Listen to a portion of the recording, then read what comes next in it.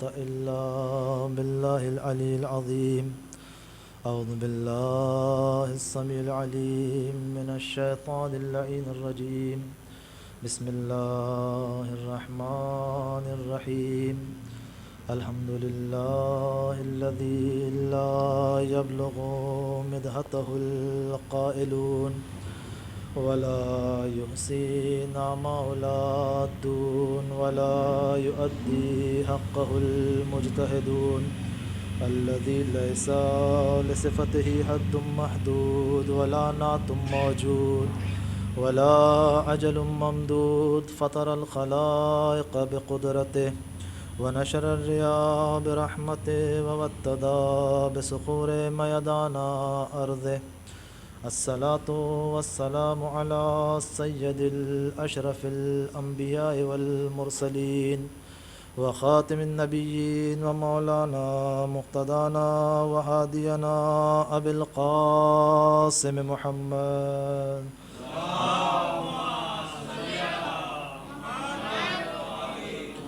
وعلى آل بيته الطيبين الطاهرين المعصومين المظلومين المنتخبين المنتجبين ولعنة الله على أعدائهم أجمعين من ليلنا هذا إلى قيام يوم الدين. أما بعد فقد قال إمام حسن عسكري عليه السلام: نحن حجج الله على خلقه وجدتنا فاطمة حجة الله علينا. وقال إمام مهدي أجل الله تعالى فرجه الشريف: وفي ابنة رسول الله لي أسوة حسنة. صلاة محمد وعلى محمد.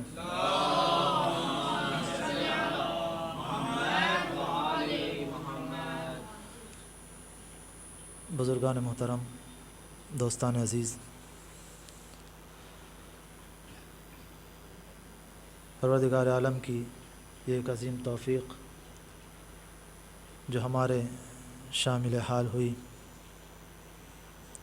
اور اللہ نے ہمیں جناب فاطمۃ الزہرا سلام اللہ علیہا کا ذکر کرنا، ان کا غم منانا اور غم میں شریک ہونے کی توفیق عطا کی۔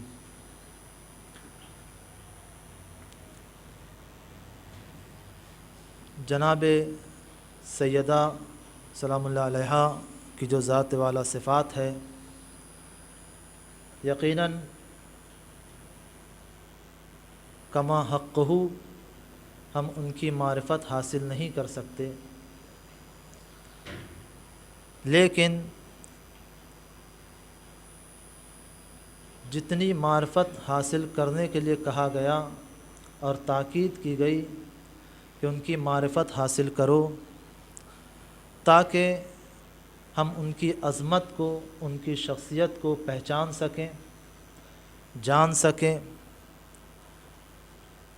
کسی بھی شخصیت کو جاننا ہو، پہچاننا ہو تو سب سے پہلے جو چیز ہمارے سامنے آتی ہے وہ ہے اس شخصیت کا نام۔ پہلے انسان نام کو سمجھتا ہے کہ ان کا نام کیا تھا، جب نام معلوم ہو جاتا ہے تو پھر کام کو سمجھتا ہے کہ ان کا کام کیا تھا۔ بہت ساری احادیث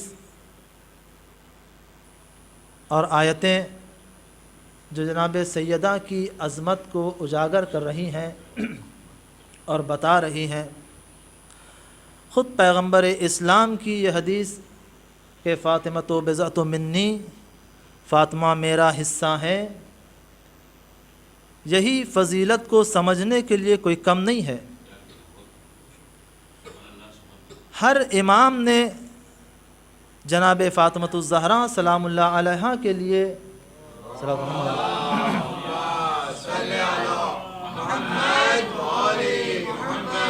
احادیث بیان کی ہے اور ان کی عظمت کو بتایا ہے، یہاں تک کہ ابھی آپ مجھ سے پہلے پورے الحمدللہ ان 2 اشروں میں بہترین علماء، خطباء، ذاکرین سے استفادہ کر رہے تھے۔ اللہ نے اس حقیر کو بھی توفیق دی کہ اپنے چند ٹوٹے پھوٹے کلمات آپ کے سامنے پیش کر سکوں۔ امام حسن عسکری علیہ السلام کا ارشاد ہو رہا ہے،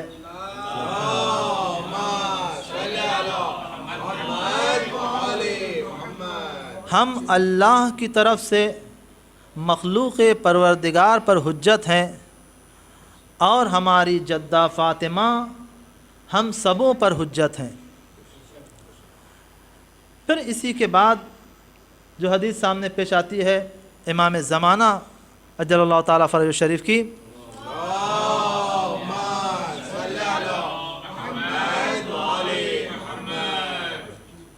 کہ رسول کی بیٹی فاطمہ ہماری اسوہ ہیں، یقیناً کما حقہ نہ ہم ان کلمات کو سمجھ سکتے ہیں نہ اس کی معرفت حاصل کر سکتے ہیں، لیکن ہمارا فریضہ یہ ہے کہ یہ کلمات کو اپنے سامنے لائیں اور وہ افراد جو ان کلمات کے معنی کو جانتے ہیں، جو ان کلمات سے واقف ہیں، جو ان تمام کلمات کے نزاکت سے واقف ہیں کہ کون سا لفظ کب اور کہاں اور کیسے استعمال ہوتا ہے، اگر ہم ان سے وابستہ ہوں اور ان سے معلوم کریں تو یقیناً ہمیں اس بات کا اندازہ ہوگا کہ جناب فاطمۃ الزہرا سلام اللہ علیہا کی عظمت کیا ہے۔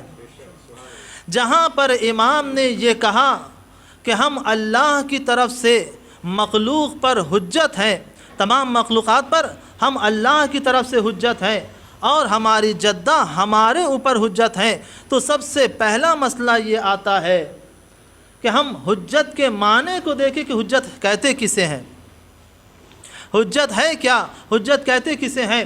تو ایک لفظ بیان کیا گیا وہ یہی کہ دیکھو حجت کے معنی ہے غلبہ پا لینا، کسی پر غلبہ پا لینا، اور اسی کے ساتھ بہت سارے نظریے بیان کیے گئے، اس میں ایک چیز ہے کہ غلبہ پا لینا اور اس انداز سے غلبہ پا لینا کہ انسان اپنے دینی اعتبار سے یا دنیاوی اعتبار سے ان نظریات کو پیش کرے کہ سامنے والا شکست کھا جائے، سامنے والا شکست کھا جائے۔ جب سامنے والا شکست کھا جائے گا اور جو نظریات کو پیش کر رہا ہے، دلائل کو پیش کر رہا ہے، برہان کو بتا رہا ہے اور تمام دلیلوں کو دے رہا ہے، جب اس کے نظریات قبول کر لیے جائیں گے تو یہ کہے گا کہ میں نے جو دلیل پیش کی ہے، میں نے جو اپنا نظریہ بیان کیا ہے، یہی نظریہ، یہی دلیل حجت ہے، یہ نظریہ، یہ دلیل حجت ہے۔ تو عزیزوں معلوم یہ ہوا کہ حجت کے معنی کیا ہوئے کہ کسی پر غلبہ پا لینا۔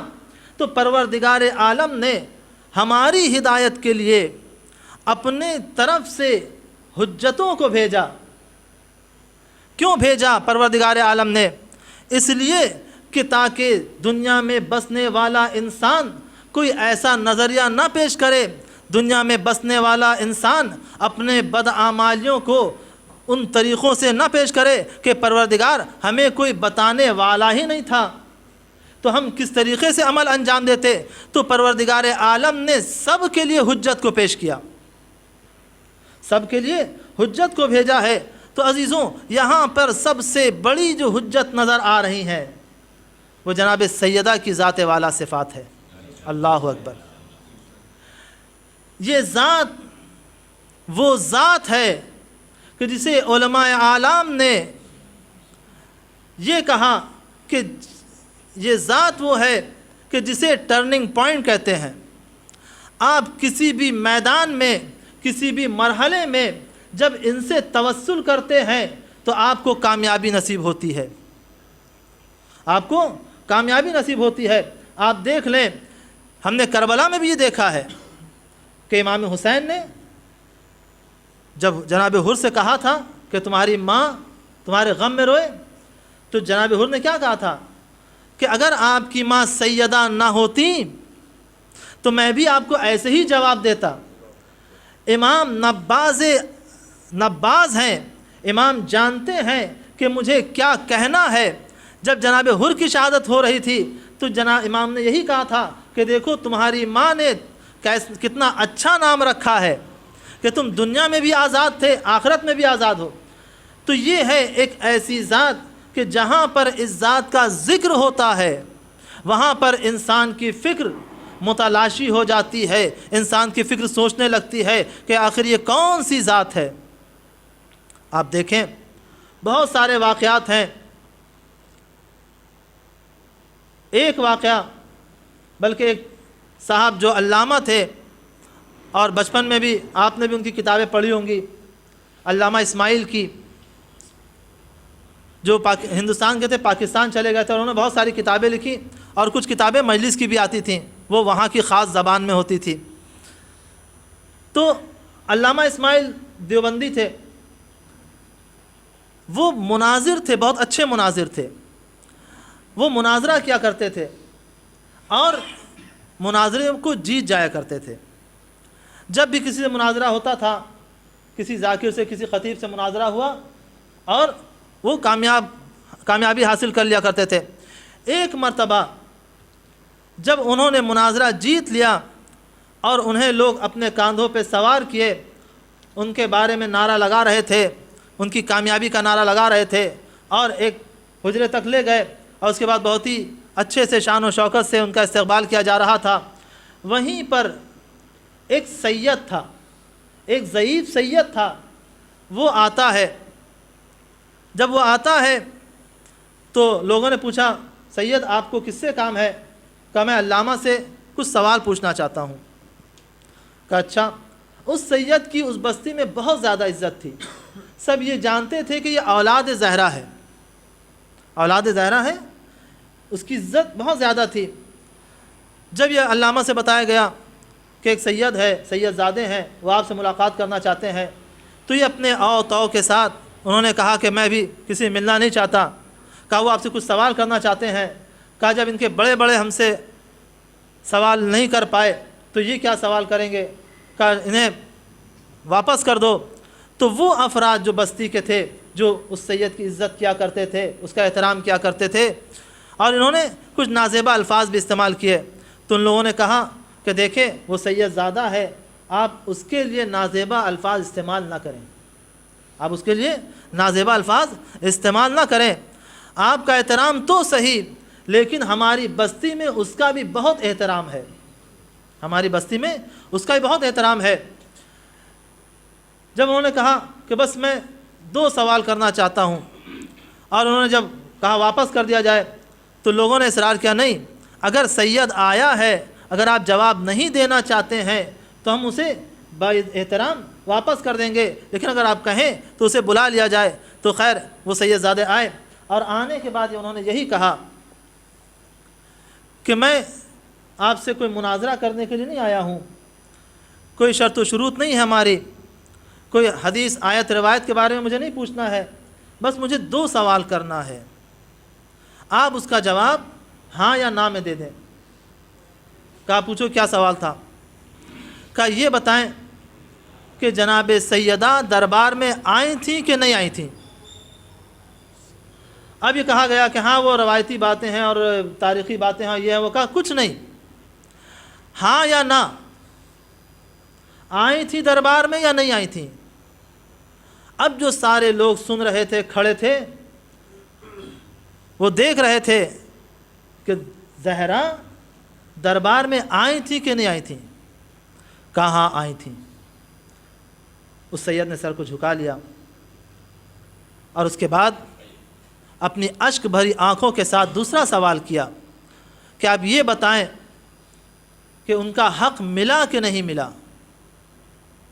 پھر وہی ساری چیزیں کہ یہ روایتی چیزیں ہیں اور تاریخی ہیں اور ایسا ہے ویسا ہے. کہا مجھے کچھ نہیں سننا ہے, ہاں یا نہیں میں جواب دیے. جو افراد سن رہے تھے, دیکھ رہے تھے, تو کہتے ہیں کہ علامہ اس شخص کا نام بتائیں کہ جس نے زہرا کے حق کو نہیں دیا. اب اس کا نام بتائیں کہ جس نے زہرا کے حق کو نہیں دیا. آخر وہ کون ہو سکتا ہے کہ جو زہرا کا حق ہو اور اسے نہ دے؟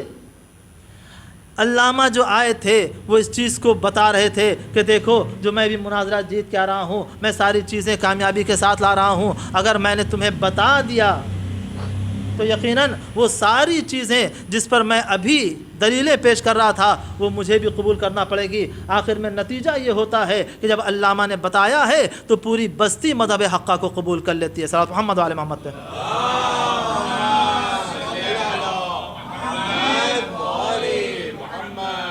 تو عزیزوں, جناب سیدہ کا ذکر اب یہ کہا جاتا ہے کہ اسے اب اتنا زور و شور سے کیوں منایا جا رہا ہے؟ تو یہی کہا گیا کہ ہم عاشورہ کو اس لیے زور و شور سے مناتے ہیں تاکہ حسین کا قاتل بے نقاب ہو جائے، اور سیدہ کا ذکر اب اس لیے ہو رہا ہے، اب نہیں پہلے بھی ہوا کرتا تھا، لیکن کیونکہ یہ تمام چیزیں وسائل اس طرح کے موجود نہیں تھے، سیدہ کا ذکر ہوتا تھا تاکہ سیدہ کے قاتل اور سیدہ پہ جنہوں نے ظلم کیا ہے وہ بھی بے نقاب ہو سکیں۔ تو یہ ہے جناب سیدہ کہ جنہیں امام اپنے لیے حجت قرار دے رہے ہیں۔ صلی محمد والے محمد۔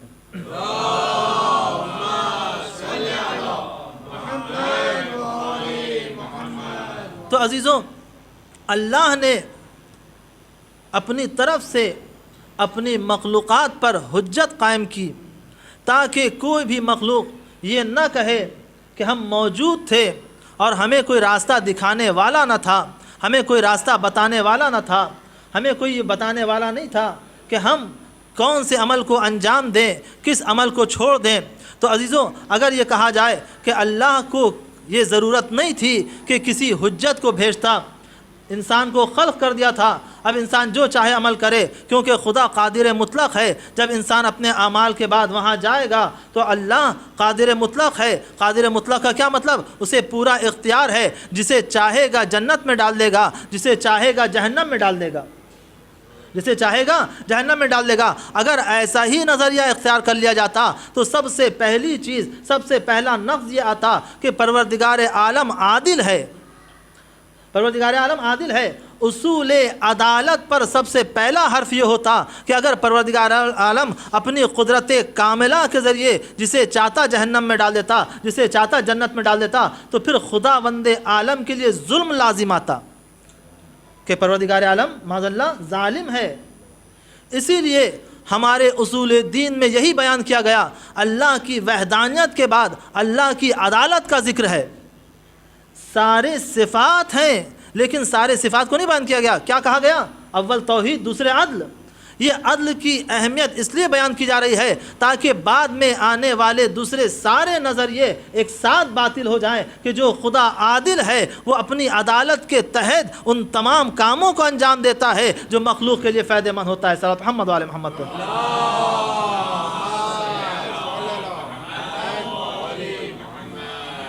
تو جب اللہ نے حجت کو بھیجا ہے تو یقیناً وہ اللہ قادر مطلق ہے۔ تو قادر مطلق کا مطلب یہ نہیں ہے کہ وہ ظلم کرے لوگوں پر۔ اور آج جس کے پاس قدرت آ جاتی ہے، ہماری مثال زبان میں کیا کہتے ہیں؟ جس کی لاٹھی اسی کی بھینس، کیونکہ قدرت ہاتھ میں ہے، جدھر چاہتا ہے عوام کو گھماتا ہے، جیسا چاہتا ہے ظلم کرتا ہے، کیونکہ اس کے پاس قدرت ہے۔ چاہے وہ کسی بھی شعبے میں ہو، کسی بھی اعتبار سے ہو، اگر اس کے پاس قدرت آ گئی اور عدالت چلی گئی اور یہ عدالت نہیں رہی تو یقیناً اپنی قدرت، اپنی طاقت کو وہ اسی اعتبار سے استعمال کر رہا ہے، وہ اسی اعتبار سے استعمال کر رہا ہے۔ تو عزیزوں، پروردگار عالم نے حجتوں کو بھیجا۔ جب حجتوں کو بھیجا تو اس انداز سے کہا کہ دیکھو، ہم حجتوں کو بھیجیں گے، ہماری حجت تمہارے درمیان ہوگی تاکہ تم راہ راست پہ آ جاؤ، تاکہ تم ہدایت پالو، تاکہ تم ہدایت پالو۔ یہ اور بات ہے کہ جو ہمارے ہادی ہوں گے ان کے نام الگ الگ ہوں گے، جو ہماری حجت ہوگی اس کے نام الگ الگ ہوں گے، لیکن سب ہماری طرف سے حجت ہوں گے۔ جناب آدم کو بھیجا، جناب آدم اللہ کی حجت ہیں، لیکن کیا کہا؟ یہ نبی ہیں۔ جناب نوح کو بھیجا، جناب نوح اللہ کے رسول ہیں، لیکن کیا کہا؟ یہ اللہ کی حجت ہیں۔ جناب ابراہیم کو بھیجا، یہ اللہ کی حجت ہیں، لیکن جناب ابراہیم کو کیا کہا؟ یہ امام ہیں۔ یعنی آدم کو بھیجا، کہا نبی ہیں، انہیں نبی کہا گیا۔ نوح کو بھیجا، کہا یہ رسول ہیں، انہیں رسول کہا گیا۔ جناب ابراہیم کو بھیجا، کہا یہ امام ہیں، لیکن وہ اللہ کی حجت ہیں۔ نام الگ ہو سکتے ہیں لیکن یہ سب کے سب اللہ کی حجت ہیں۔ صلی اللہ محمد علیہ محمد۔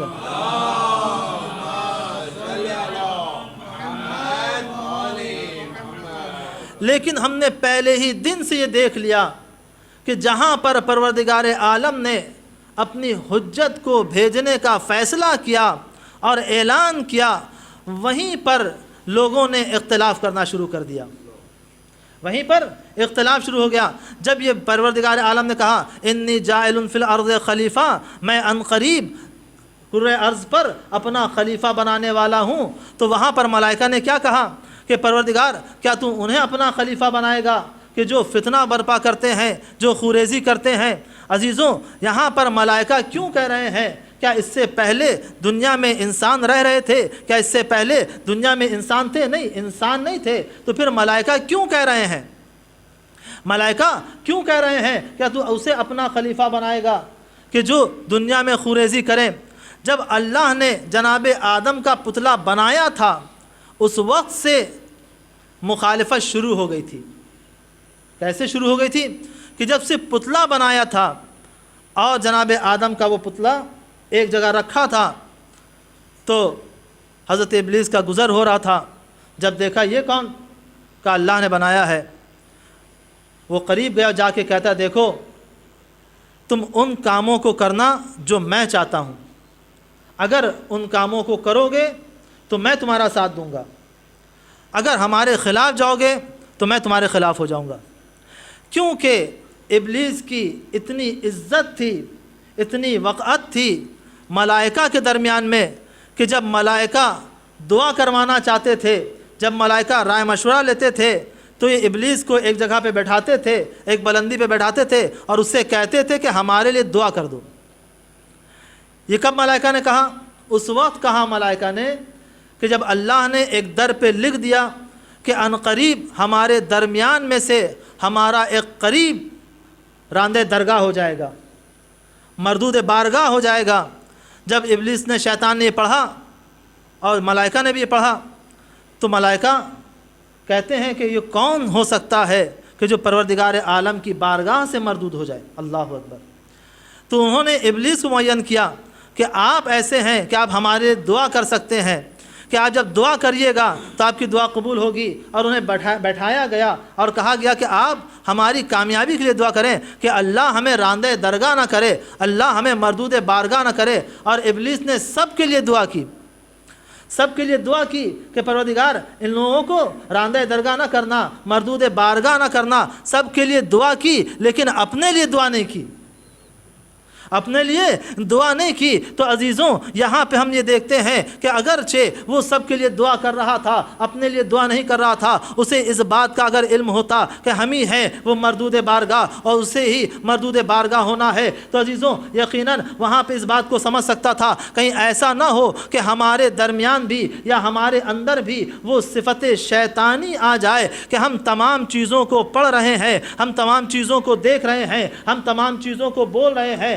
ہم نے یہی کہا زیارتوں میں، انی سلم لمن سالمکم وحرب لمن حاربکم، اے امام آپ جس سے صلح کریے گا ہم اس سے صلح کریں گے، آپ جس سے جنگ کریے گا ہم اس سے جنگ کریں گے۔ یہ ہمارا کہنا تو ہے، لیکن کہیں ایسا نہ ہو کہ ہمارا قول کچھ اور ہو، ہمارا فعل کچھ اور ہو رہا ہو۔ صلوات محمد وعلی محمد پہ۔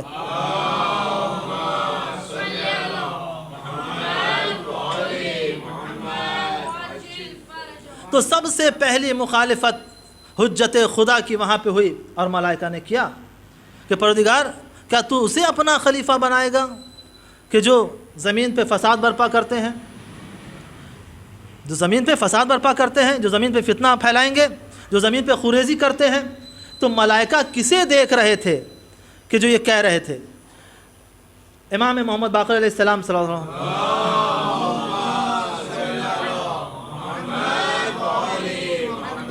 کہ حدیث یہ ہے کہ جناب آدم سے پہلے جو قوم اس دنیا میں زندگی بسر کر رہی تھی، اس کا کیا نام تھا؟ اس کا نام تھا نسناس، اس کا نام تھا نسناس، جو جناب آدم سے پہلے اس دنیا میں زندگی بسر کر رہی تھی۔ ملائکہ دیکھ رہے تھے کہ وہ قوم کیسی ہے، وہ قوم فتنہ گر تھی، وہ قوم فساد کرتی تھی، وہ قوم خوریزی کرتی تھی۔ اس لیے ملائکہ نے دیکھا تھا کہ جو لوگ زمین پر زندگی گزار رہے ہیں وہ فتنہ باز ہیں، فتنہ گر ہیں، فساد پھیلانے والے ہیں، خوریز ہیں۔ اسی لیے ملائکہ نے یہی کہا تھا کہ تو اسے اپنا خلیفہ بنائے گا کہ جو زمین پہ خونریزی کر رہے ہوں، تو عزیزوں پروردگار عالم نے کیا کہا؟ انی عالم ما لا تعلمون، میں جو جانتا ہوں وہ تم نہیں جانتے۔ پروردگار عالم بتا رہا ہے کہ دیکھو جب ہم اپنی حجت کو زمین پہ بھیجیں گے، جب ہم اپنی حجت کو زمین پہ بھیجیں گے تو زمین کو ان تمام فتنہ گروں سے پاک کر دیں گے۔ صلی محمد وعلی محمد پہ۔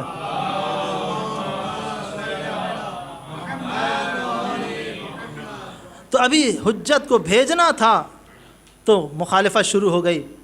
ایک نبی آ رہا ہے، جب رسول کو حجت بنا کے بھیجا جناب نوح کو، اور جناب نوح یہ کہہ رہے تھے، اعلان کر رہے تھے کہ آؤ ہماری کشتی پہ سوار ہو جاؤ تاکہ تمہیں کامیابی مل جائے، تاکہ تمہیں نجات حاصل ہو جائے۔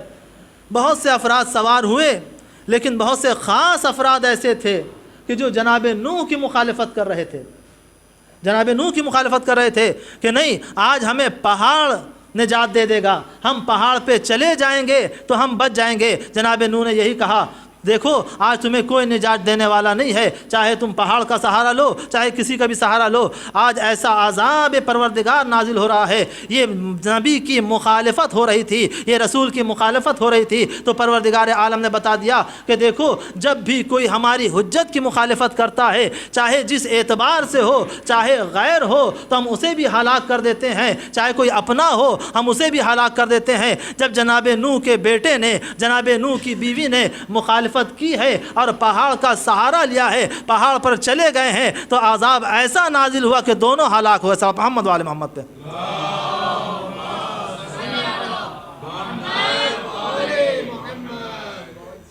اللہ نے حجت کو بھیجا تاکہ انسان کی ہدایت ہو سکے، انسان راہ راست کو اپنا لے اور راہ راست پہ آ جائے۔ ساری دلیلیں انسان کے سامنے ہو سکتی ہیں اگر انسان تھوڑی سی کوشش کرے اور فکر کرے۔ یہ اور بات ہے کہ ہم دلیلوں کو ماننے کے لیے تیار نہ ہوں، ہم دلیلوں کو ماننے کے لیے تیار نہ ہوں۔ جب اللہ نے جناب ابراہیم کو بھیجا اور جناب ابراہیم نے بتوں کی مذمت بھی کی اور بتوں کی مرمت بھی کی، جب بتوں کو توڑ دیا، اور اس کے بعد سارا واقعہ نہیں پیش کرنا ہے، لوگ جانتے تھے کہ یہ بتوں کی مخالفت کرتے ہیں اور انہوں نے توڑا ہوگا۔ جب انہیں بلا کے لایا گیا، جناب ابراہیم نے جس ذریعے سے توڑا تھا، جس اوزار سے اس کی گردن پہ لٹکا دیا تھا، اب جہاں پہ بہرحال وہ اسلحہ ہے اسی کو مانا جائے گا۔ کہا آپ نے توڑا ہے؟ کہا اس سے خود پوچھ لو۔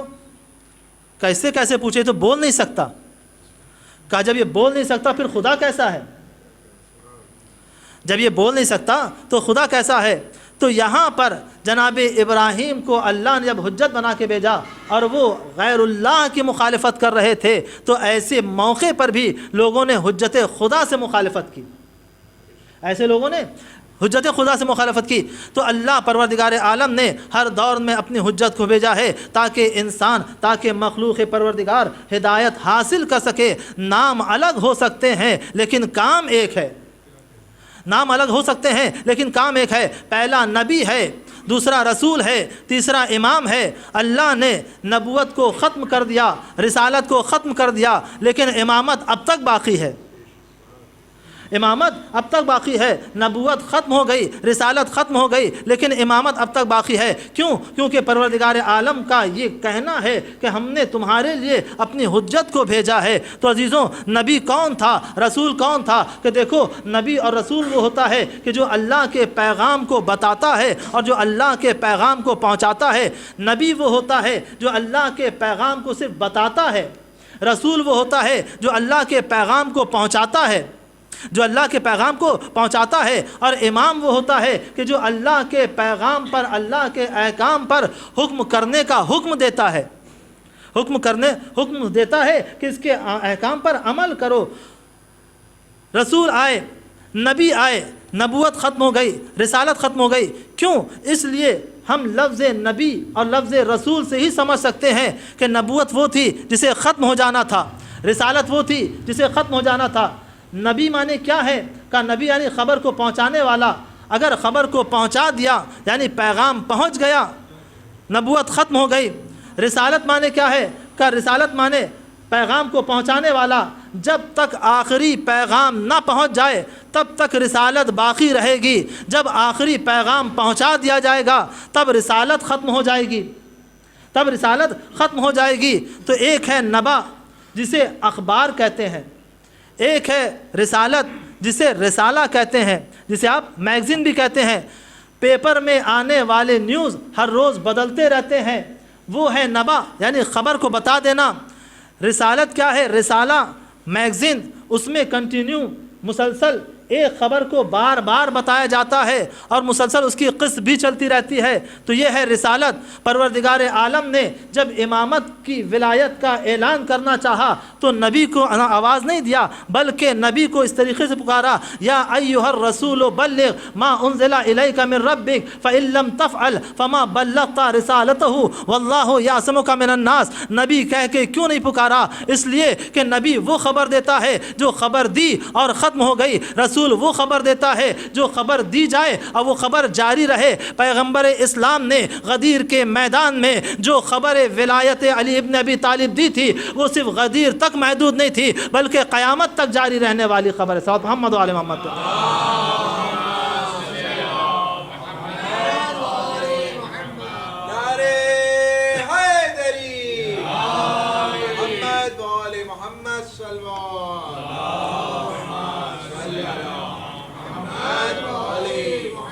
تو عزیزوں، حجت پروردگار کبھی نبی کی شکل میں آتا ہے، کبھی رسول کی شکل میں آتا ہے اور کبھی امام کی شکل میں آتا ہے، تاکہ لوگوں کو اللہ کا وہ پیغام دے جس کے لیے اللہ نے انہیں بھیجا ہے، وہ احکام بتائے جس کے لیے اللہ نے انہیں بھیجا ہے۔ جب لفظ امام ہمارے سامنے آتا ہے تو ہم یہی سمجھتے ہیں کہ امام یعنی وہ کہ جو صرف احکام شریعہ کو بیان کر دے اور بس۔ عام طور سے ایک مولانا کے لیے ہمارا جو نظریہ ہوتا ہے، جو نماز پڑھا رہے ہوں یا کہیں، ایک مولانا کیا ہے کہ وہ مسجد میں آئیں اور آنے بعد نماز پڑھائیں اور نماز کے اور وضو کے کچھ احکام بیان کریں، بس۔ صرف احکام شریعہ کو بیان کرنے کے لیے امام نہیں آتا، بلکہ دنیا کے سارے امور کو بیان کرنے کے لیے آتا ہے۔ یہ نظریے کیوں الگ کیے گئے کہ امام اسے مان لیا گیا بعض جگہوں پر کہ صرف احکام شریعہ کو بیان کرے اور بس، اور دنیاوی امور سے اس کا کوئی تعلق نہیں ہے۔ کاروبار میں کیا ہے، کسی نے قتل کر دیا تو قصاص کیسے دیا جائے گا، کسی کو سزا دی جائے تو کیسے سزا دی جائے گی، یہ تمام چیزوں سے تعریف امام کو الگ کر دیا اور امام کے لیے ایک دائرہ معین کر دیا کہ صرف احکام شریعہ کو بیان کرے۔ نہیں، امام وہ ہوتا ہے جو احکام الہی کو نافذ کرے، حکومت الہیہ کو بیان کرے اور سیاست الہیہ کو باقی رکھے، سیاست الہیہ کو باقی رکھے۔ اسی لیے پروردگار عالم نے امام کو بھیجا اور حجت بنا کے بھیجا۔ جناب سیدہ جنہیں امام کہہ رہے ہیں کہ وہ ہمارے لیے حجت ہیں، ہم دیکھیں کہ جناب سیدہ کیا فرما رہی ہیں۔ جناب سیدہ نے یہی فرمایا کہ امامتنا اماما للفرقہ، اللہ نے ہمیں امام بنا کے بھیجا، اللہ نے ہماری امامت کو لوگوں کے درمیان نافذ کیا۔ کیوں؟ تاکہ افتراق سے، فرق سے، تفرقے سے محفوظ رہیں اور ایک جہتی کے ساتھ رہیں، تاکہ قوم و ملت میں کوئی خلفشار نہ ہو۔ امام کی امامت کیوں ہے؟ امام کی امامت اس لیے ہے کہ امت نظم و ضبط کے ساتھ رہے، نہ کہ فرقہ وارانہ فساد پھیلا دے، پہلی چیز۔ پھر جناب سیدہ فرماتی ہیں فطاعتنا نظاما للملہ، کہ امام پروردگار عالم نے ہمیں کیوں بھیجا، ہماری اطاعت کو کیوں واجب قرار دیا؟ تاکہ ملت کے درمیان نظم پیدا ہو سکے۔ یہ ایک عظیم چیز ہے، نظم پیدا ہو سکے۔ نظم وہی ہوگا جہاں پر ایک صحیح امامت پائی جائے گی، جہاں پر ایک صحیح رہنما پایا جائے گا، جہاں پر صحیح ایک لیڈر پایا جائے گا، جہاں پر صحیح ایک رہبر پایا جائے گا، اگر کوئی رہنما نہ ہو، کوئی لیڈر نہ ہو، کوئی رہبر نہ ہو، کوئی ایسا لیڈ کرنے والا نہ ہو، تو یقیناً وہاں پہ تفرقہ پھیلتا جائے گا۔ سیدہ کیا فرما رہی ہیں؟ فطاعتنا نظاما للملہ، ملت کے منظم ہونے کے لیے، تاکہ ملت منظم رہے، اس لیے ہماری اطاعت کو واجب قرار دیا گیا۔ اللہ اکبر۔ اگر ان دو کلمات کو ہم اپنی زندگی میں اتار لیں عزیزوں، ان کی اطاعت اور انہیں امام ماننا، تو ہمارے درمیان سے سارے تفرقے ختم ہو جائیں گے، ہمارے درمیان سے سارے تفرقے ختم ہو جائیں گے، اور ہماری قوم ایک منظم قوم بن جائے گی۔ اگر قوم میں نظام نہیں ہے، گھر میں نظام نہیں ہے، سوسائٹی میں نظام نہیں ہے، انجمن میں نظام نہیں ہے، تو اس کا مطلب یہ ہے کہ ہم نے ان کی اطاعت نہیں کی، ہم نے ان کی اطاعت نہیں کی، کیونکہ سیدہ کے یہ جملے ہیں کہ ہماری اطاعت نظم پیدا کرتی ہے اور ہماری امامت تفرقے کو دور کرتی ہے۔ تو دو چیزوں کا ہونا، ایک نظم کا پیدا ہونا اور ایک تفرقے کو دور کرنا، یہ سیدہ بتا رہی ہیں کہ ہم اللہ کی طرف سے حجت ہیں، تو ہمیں کیوں بھیجا گیا؟ صلوات محمد وعلی محمد۔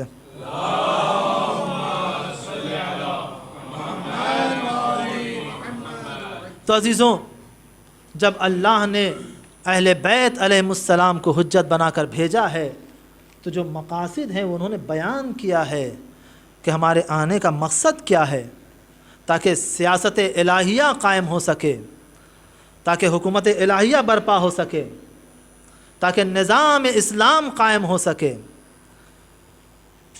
یہ نظام اسلام کیا ہے؟ امام حسن علیہ السلام سے کسی نے پوچھا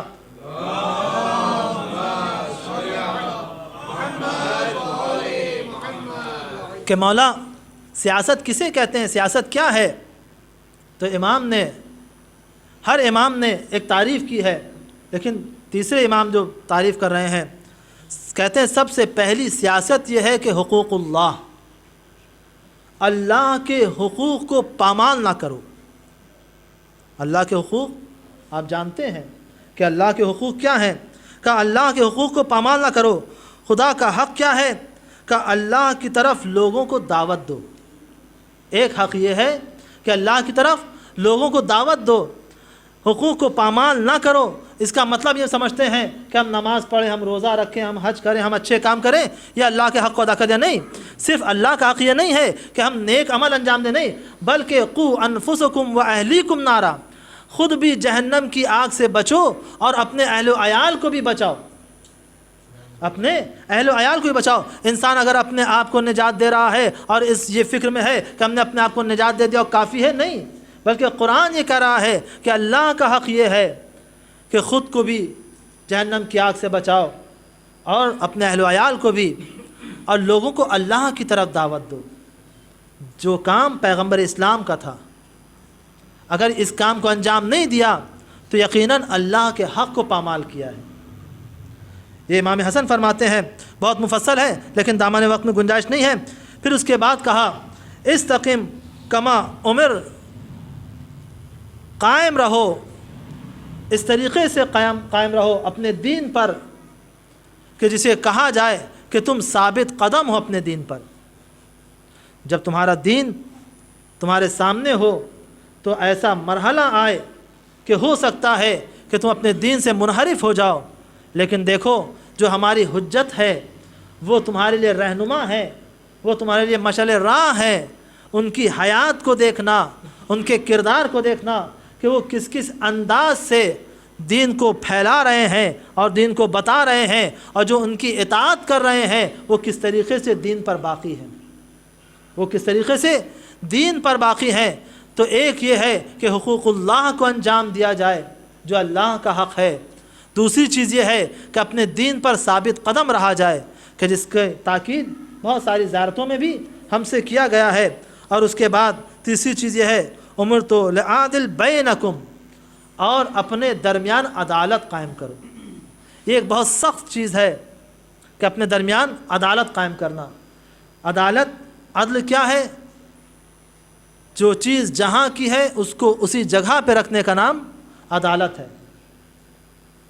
جو چیز وضع الشیء علی فی محلہ، یعنی ہر چیز کو اس کی جگہ پہ رکھا جائے، اسے کہتے ہیں عدالت.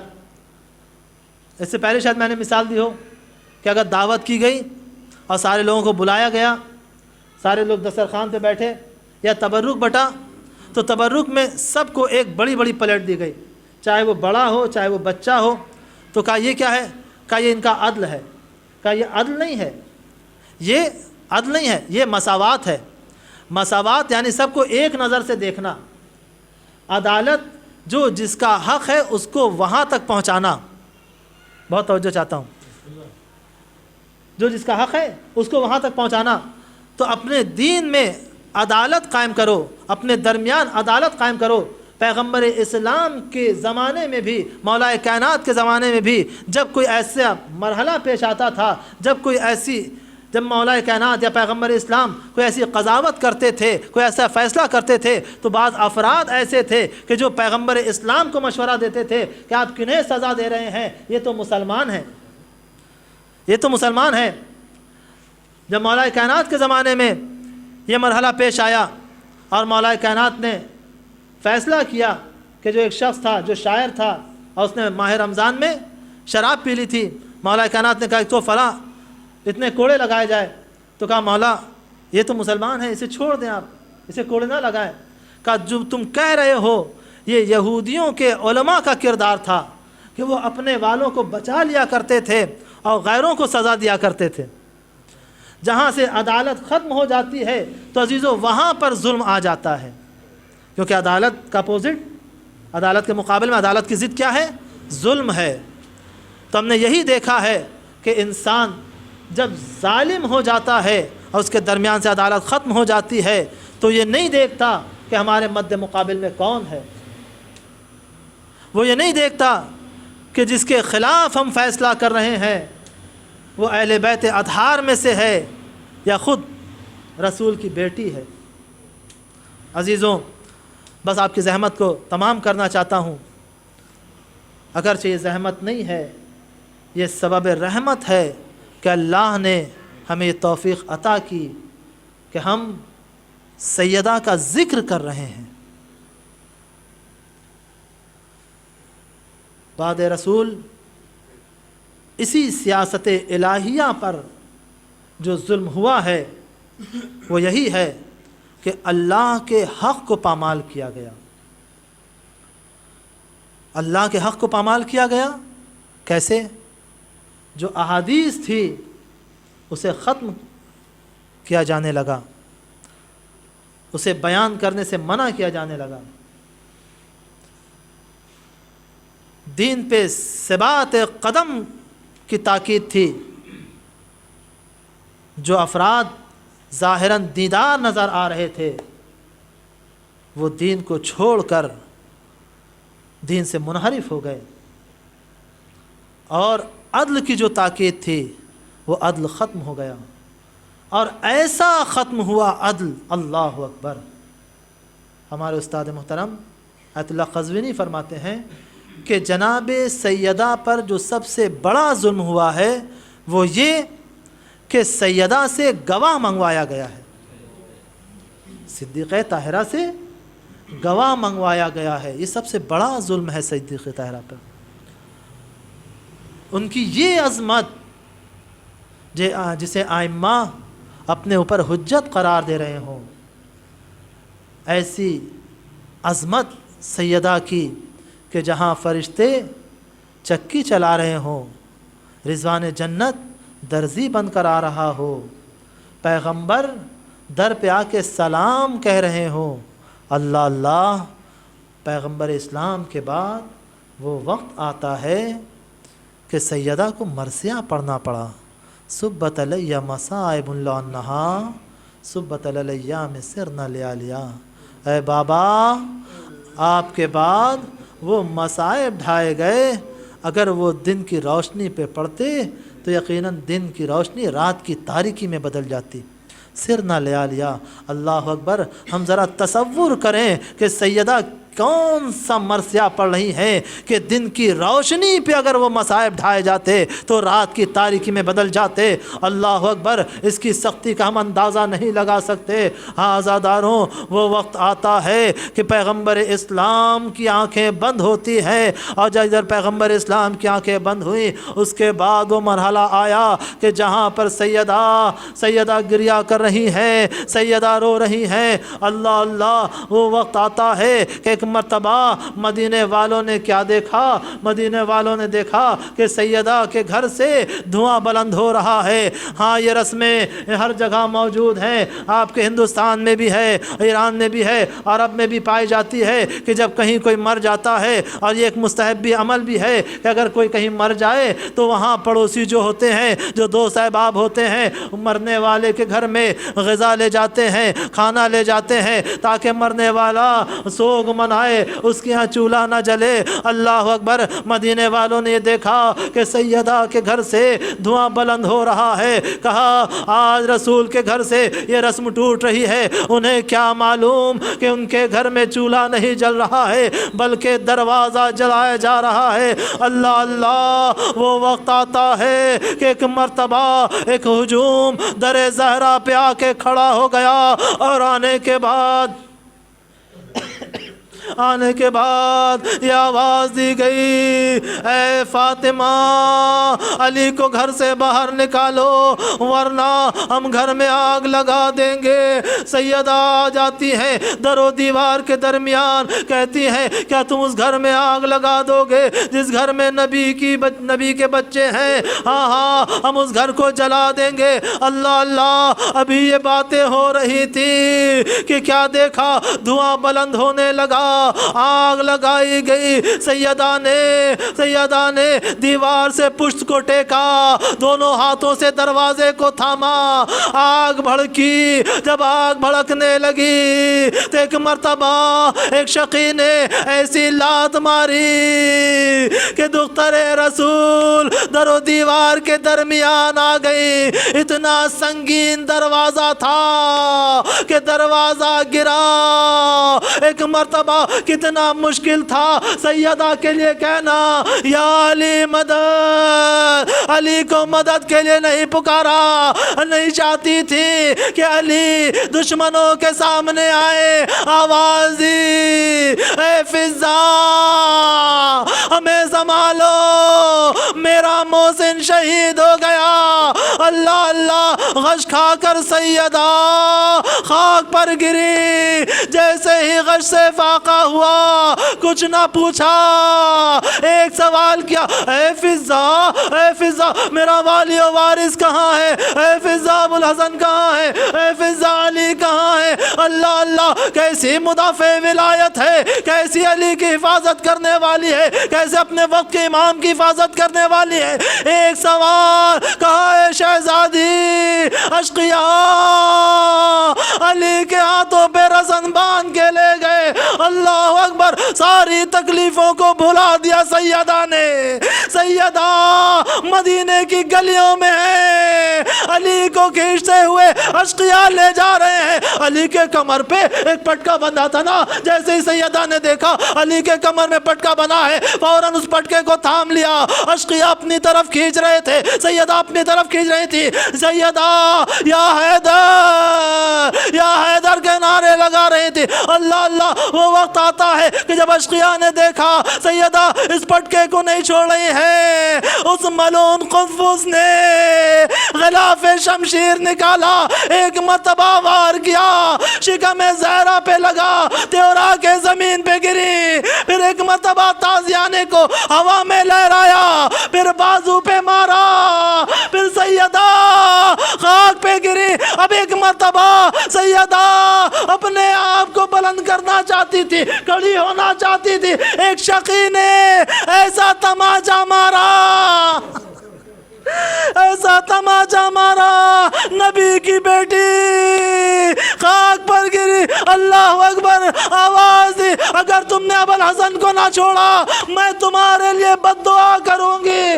आज़ादारों, जैसे ही मौला ने देखा कहीं सैयदा